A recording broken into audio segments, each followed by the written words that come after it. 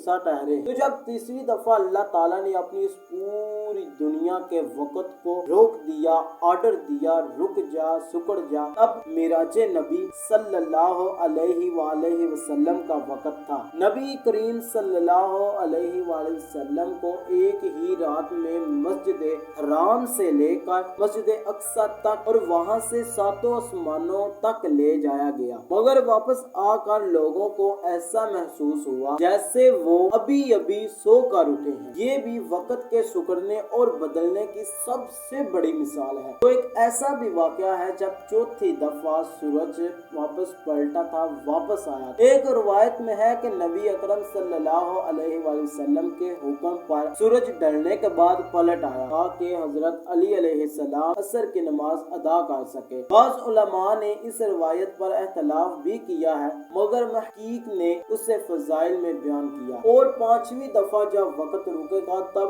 قیامت کا دن ہوگا۔ تو اللہ تعالیٰ قرآن مجید میں فرماتے ہیں وہ دن ہمارے حساب سے 50,000 برس کا ہوگا۔